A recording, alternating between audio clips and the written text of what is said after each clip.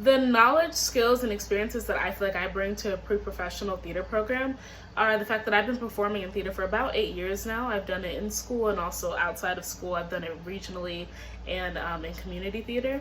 I've had the pleasure of studying theater at Seton Hall University and at Mercer County Community College, and doing an intensive at New York Conservatory for Dramatic Arts. I've also done intensives and workshops in acting with CBU Management and J.C. Williams Agency in New York. Also, you know, I don't know if this counts as a skill, but knowing 3 languages kind of helps, I guess, in theater. If you need me to say something in Creole or in French or maybe sign language, that could help me, hopefully. Also, just being in dance for a lot of years. I've been going to Sanderson School of Dance and Dream Makers for a couple of years.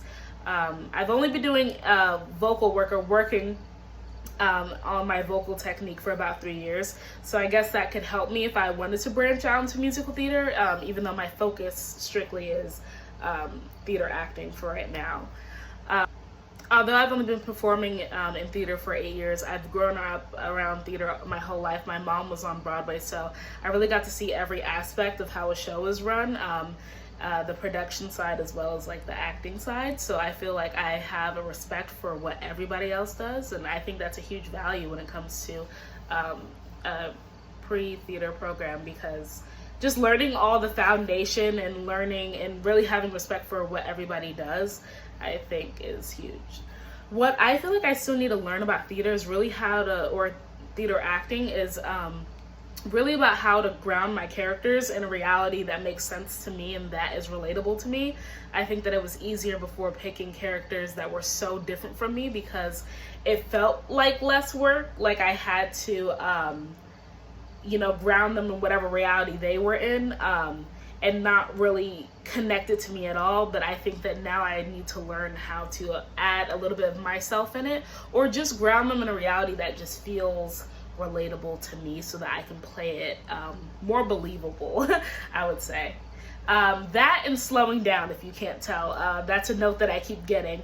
I read really fast, and that's how I read my lines. So going over lines, I'm really fast when I say my lines or say my monologue.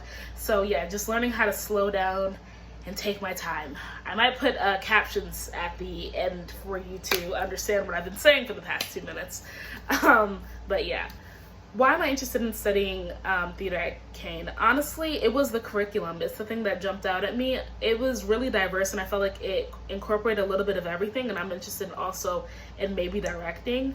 And I saw that there was classes in that. There were like stagecraft and stage fighting. It was just a program that looked like a little bit of everything, and that's something that I'm really interested in pursuing. So.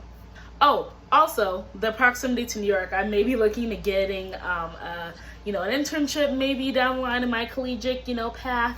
So yeah, it would be nice to be that close to New York. My most significant theatrical experience is probably the moment that I knew I wanted to actually be in theater. Because like I said, I grew up in theater all my life because of my mom, but I was so used to hearing it. I was always like, oh my God, I'm going to grow up and I'm going to have nothing to do with the arts. But one day, because I was touring with her, the director was just like, kid, you're always in here. You want something to do? And I was just like, yeah, okay, sure. And what he basically had me do was go around in every single department and see if they needed help with anything. So I would help out, with the hairdresser. I would help out with the person, fixing the costumes. I would help out with people making like coffee runs, food runs. And honestly, I don't know why that pushed me to want to be in theater, but just seeing how everybody would collaborate and everybody would be laughing, like just the family aspect of theater, I think is what initially attracted me to it. And then later on came the acting part.